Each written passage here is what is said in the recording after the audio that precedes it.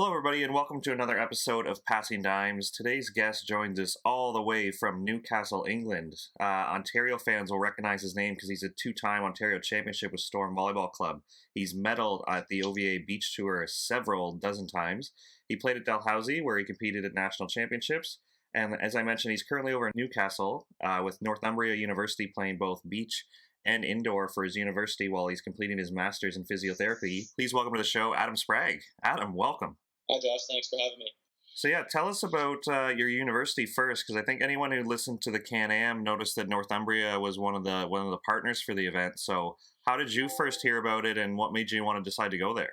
Yeah, so originally, like you'd mentioned earlier, I went to Dal for 4 years, loved my time there, completed a bachelor's of kinesiology degree, and knew I wanted to go into physiotherapy.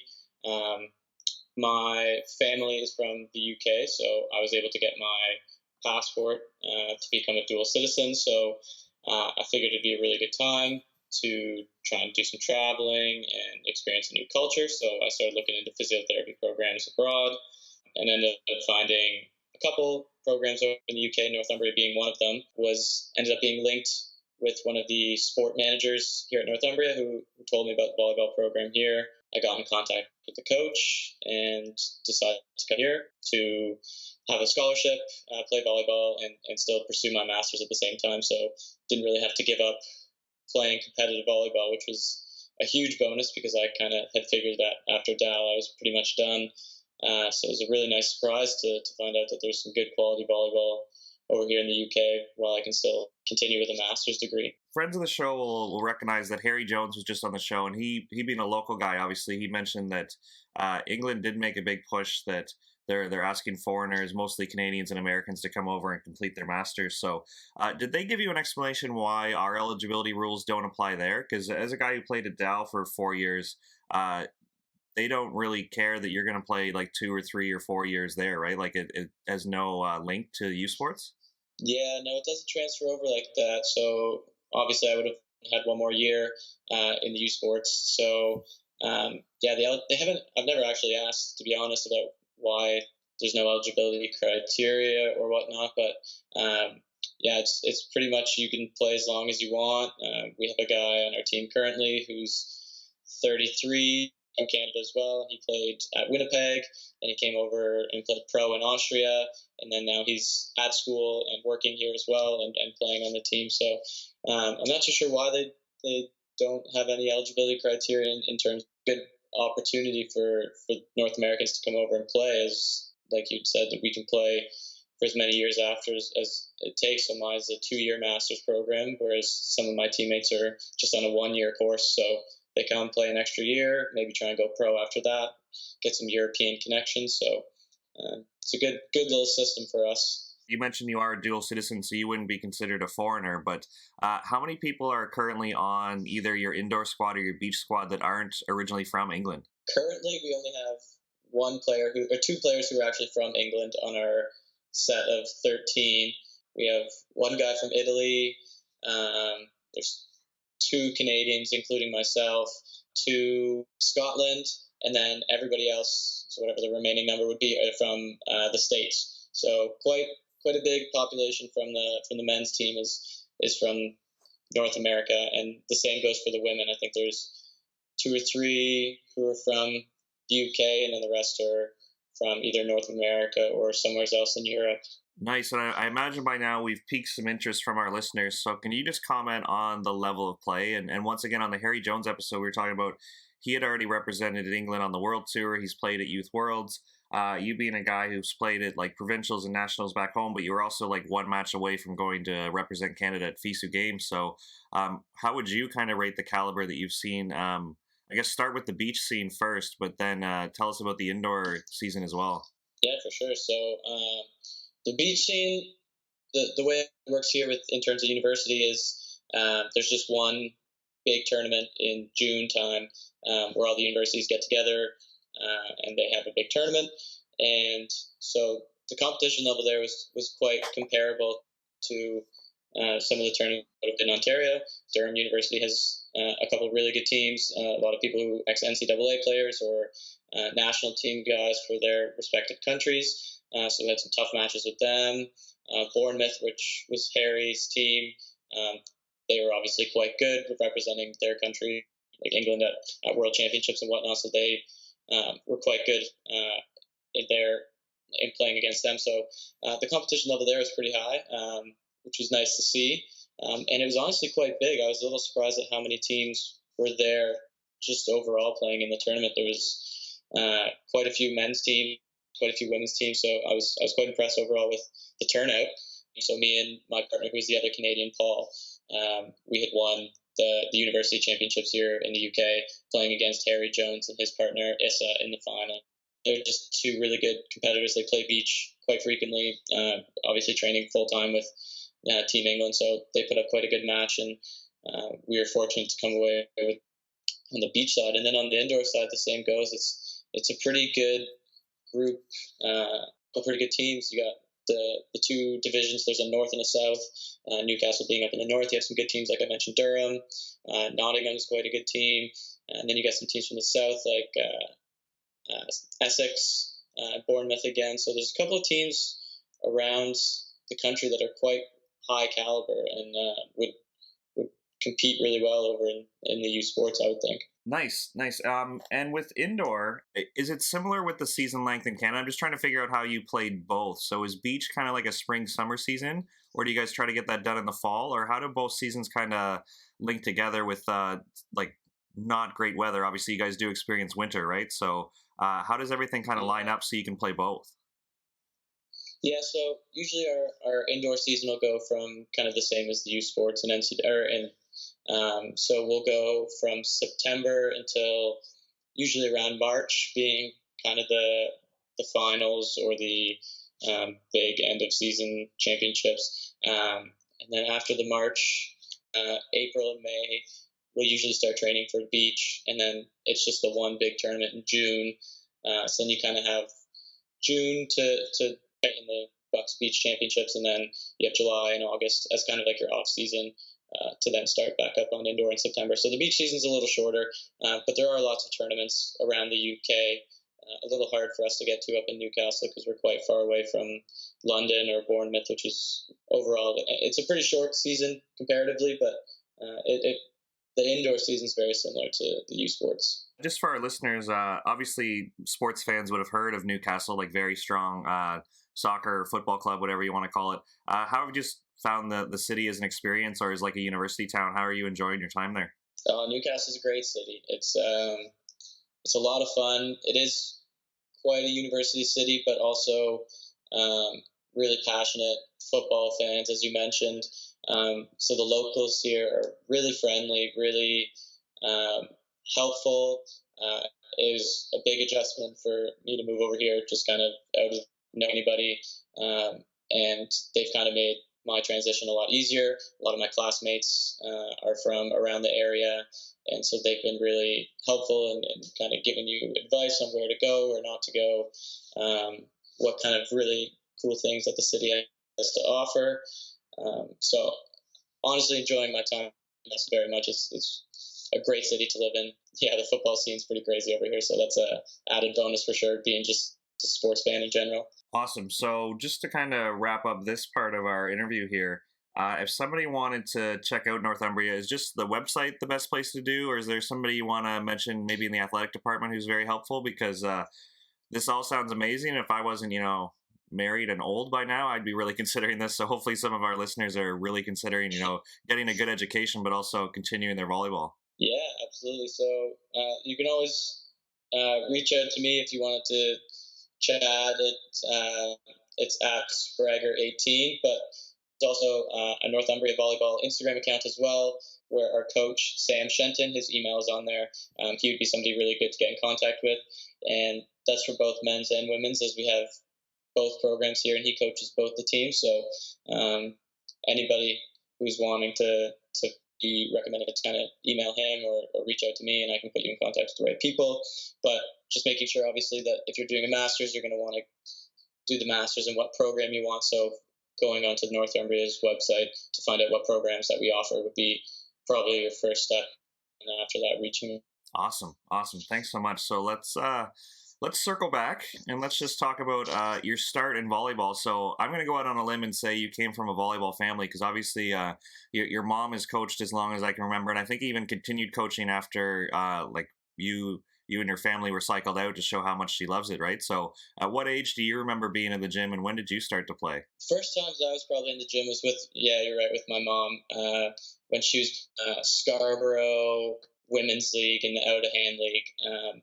I was probably about 4 or 5, just going in, would be on the sidelines, always had a ball in my hand, and in between games, kind of bumping back and forth with my mom or some of her teammates, or who are still good friends of hers, which is a really cool experience.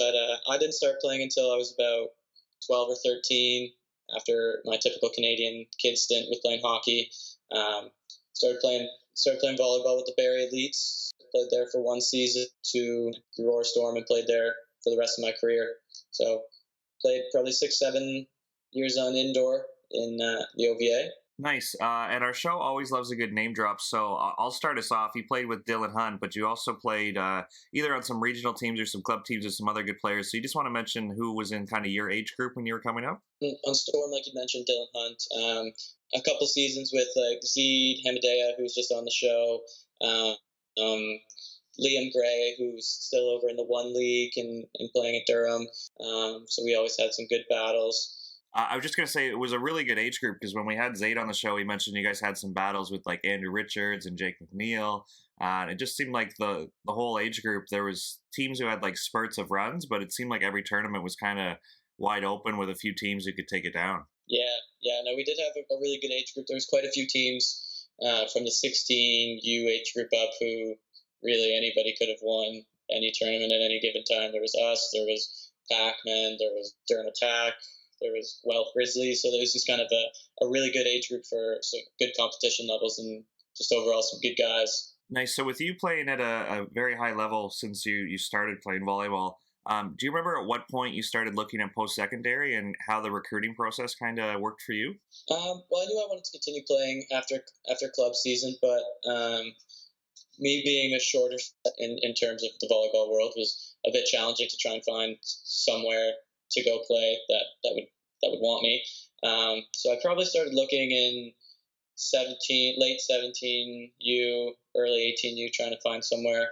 And honestly, me being more of a education kind of focused guy, that I knew I wanted to go for kinesiology. So I started looking at universities that offered that, and then kind of looking to see where I could go to play volleyball as well. So I started reaching out to some coaches. I actually had one of my mom's teammates in the Out of Hand League, Lorraine Faca.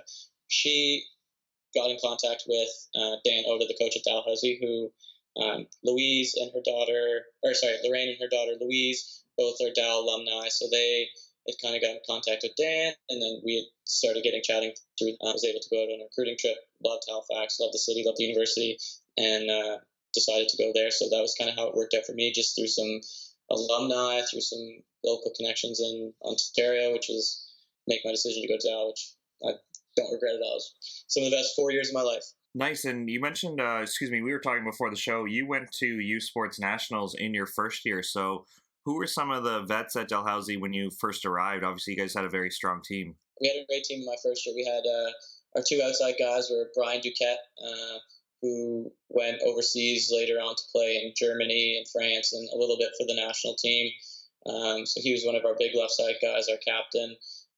Alex Dempsey, outside guy for us. We had Matthew Donovan, who was a big force for us his second year there. Our setter, Johnny McDonald, who also went over and played in Sweden alongside Kristen O'Brien, who's our right side. So we had quite a good squad going into that. Ended up finishing 4th. Played a couple hard-fought games there. Came up a little short, but quite a good team going into that USports Championships. Nice. And with Dalhousie obviously being highly regarded as an academic institution, how do you think Dan does it? Because they really do recruit the whole country. Like, it's not unusual for a few guys from Ontario to be on the squad every year, right? Like, I remember you and Donovan, but there's always like a couple more coming, right? Yeah, it's a really good school academically, like you mentioned. So that kind of helps to draw people in from all over the country. But just the city of Halifax is so amazing that people come for a year just to see how they like it, and then they end up falling in love with it and staying there for 4 years, 5 years. But yeah, there was always a lot of Ontario students. That goes without even being athletes. Just a lot of Ontario students in general go out to Dal. It's a great city. Dan does a really good job of finding the local talent as well. We have quite a good system in Halifax, where we have a club team called the Halifax Tigers, who are linked with the university. A lot of the coaches are alumni, so they kind of help to build up the athletes and kind of round out their skills, and then help them succeed in wherever they want to go, whether that's Dow, whether that's somewhere else.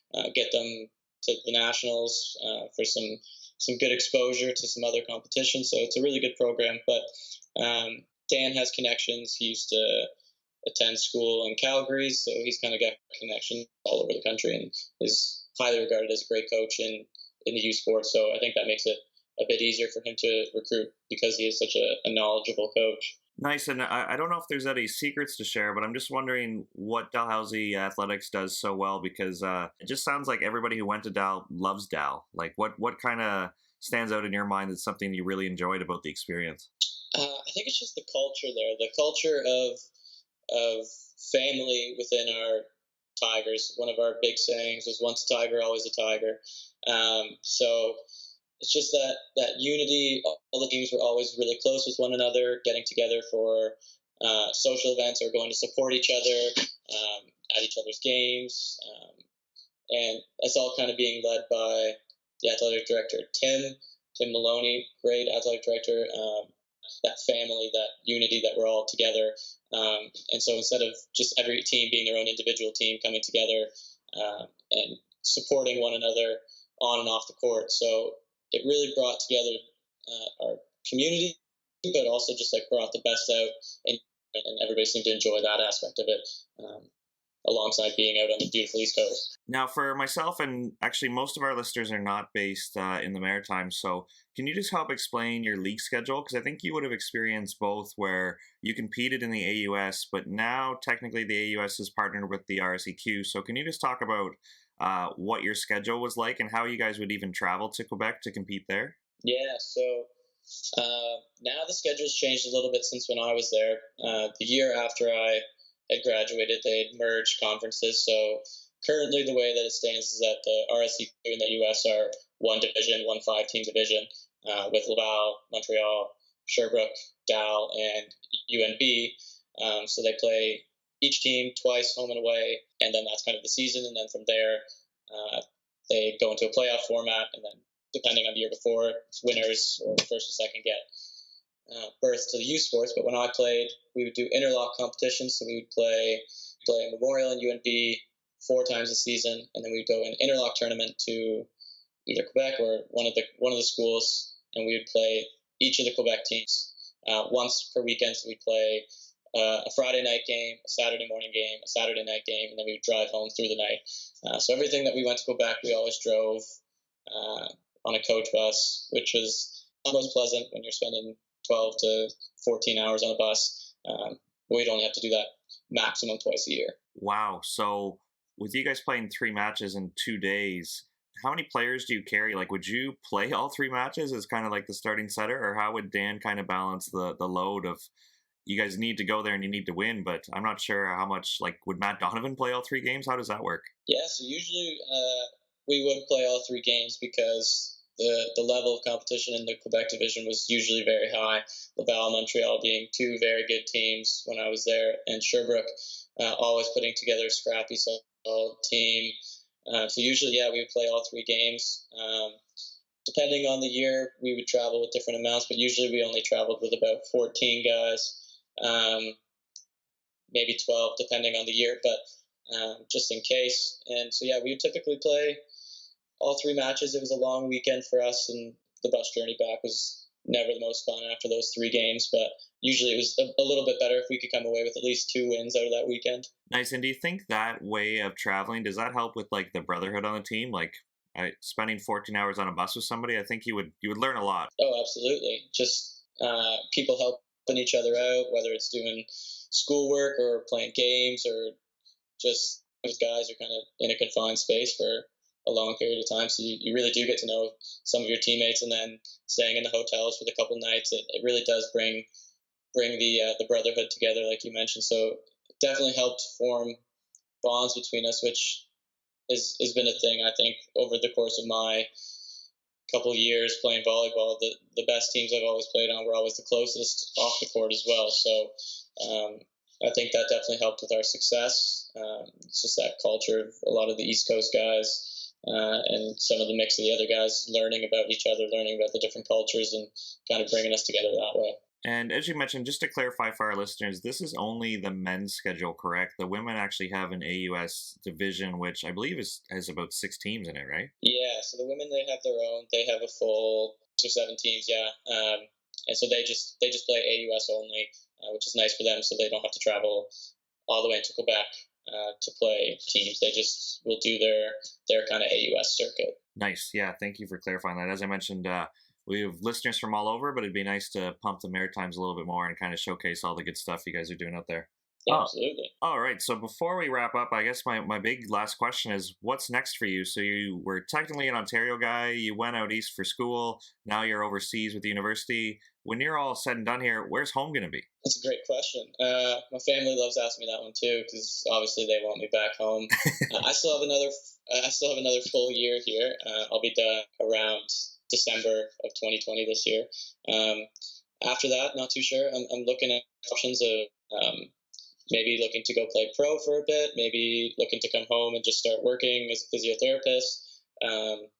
Not too sure. I'm going to be in a little bit of debt after 6 years of schools, which is not too uncommon, but so trying to save up a little money, but still want to do some traveling, still have some places I want to go see, some experiences I want to do before I really start working again.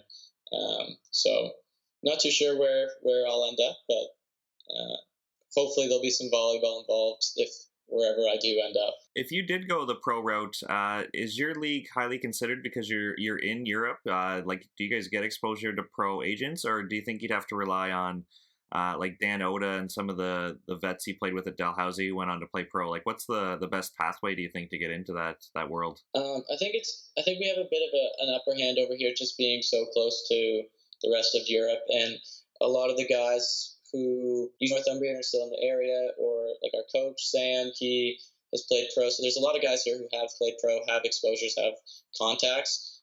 So I think that's probably the route that I'll be taking, trying to see what most recent contacts there are, what kind of leagues are going to be looking for somebody for only half the season, because like I said, I'll be done in December. So just trying to find contacts through the people around here, and it's a bit easier for me to say, hey, maybe I can come over for a visit because a flight might only be $40. So it's a little bit easier than trying to fly somebody in from Canada or the US for a quick visit, where it's a couple $1,000 in that sense. So I think we have a little bit of an advantage there. Yeah, absolutely. So one tradition that might be one of my favorite parts of the show is just asking people some funny stories from the road, because as volleyball players, super high-level athletes playing at the highest level of our sport, but man, does some crazy stuff still happen on the road or in games or whatever. So did you have a chance to think of a story to kind of leave our listeners with a laugh? I'm trying to think of what one would really just kind of solidify like the kind of time I've had over here. You have to give me a minute on this one, because I got a couple that I'm trying to figure out which one would be the best to go with. Well, I do have a couple questions, actually. I think the accent thing is fascinating, that, like, we love their accent. Is there any words that you say as a Canadian that they just start laughing and make you, like, repeat it? Or is there anything weird, like, do they understand we drink milk out of bags sometimes? Like, is there any weird Canadian stuff that England just finds hilarious? Some of the words, and even, honestly, some of my American teammates as well, it goes both ways with, like, the people from the UK and the Americans. I mean, the way, I don't think I say it funny, but about, which is like so stereotypical. Or on the court, I'll say something, and in Canadian fashion, I'll say A after it, and they won't let me live it down if I say it. So there's a couple things like that. There's a couple things that I find quite funny of the people over here, some of their terms, the Geordie accent. is the Newcastle accent, and so it's very difficult to pick up on. But one of the most recent funny ones, that was on a work placement, and the two physios that I was working with thought the way that I said the name Pam was hilarious, as if it was like from Step Brothers. Like, I think I can help out with the whole Pan dilemma. So anytime we had somebody on our ward named Pam, they made sure that I went and saw her so I could say the word Pam. Those are kind of the main ones that I find quite funny. But always asking about how cold is it, how much snow do you guys have, even if it's in July. Trying to figure out when it doesn't snow all the time, so some of it's kind of funny. At the end of this, you're going to have established a lot of accents, because even as a Canadian, we sometimes think the Maritimes people use funny phrases or just have a weird way of describing things. So now you can add some England phrases and you'll just be so well-rounded. Yeah, I'll have a tough time figuring out what my own accent is. I'll come up with my own specific subset. So I went out to BC after I graduated in May of 2018. Was visiting with some old neighbors who had since moved out to UBC, and I was playing a couple sessions of beach with one of my old Dal teammates, Jake Hagan, and so I stayed with him a couple nights, and we decided, hey, let's go down to Seattle. We'll go catch a Mariners game. Him and I are both baseball fans. So we said, hey, this would be a good chance. Let's go down. Super cheap tickets. We'll stay in a hostel for a night. So said, perfect, bought the tickets, decided to head down to the game. We start driving down, and we get to the border, and we're in Jake's mom's SUV. There's nothing in it. She cleaned it all out. The only thing that we had in it was the two of us, our bags, and a couple of hay yawls in the back. And so we went across the border, told them that we were just going to a baseball game. Nothing was crazy, but Jake's kind of a funny person in the way that his mannerisms. So the border security guards got a little questioning. So they said, let's pull you guys over to the side. We'll sit you down for some questions, and we're going to strip search your car. So I said, oh my God, okay. So we went over. These guards started searching our car, and Jake and I were kind of just sitting scared, because we didn't know what they were looking for. And this is honestly just a few weeks after marijuana just became, or was starting to become, legal in Canada, so we were thinking the worst. But we didn't have anything on us, obviously. But then we started talking to these two border guards and asking us what we did. So we were students, just finishing school. Guard asked me what program I was in. So I said, I just finished a degree. They asked Jake. Jake said, I'm in business management.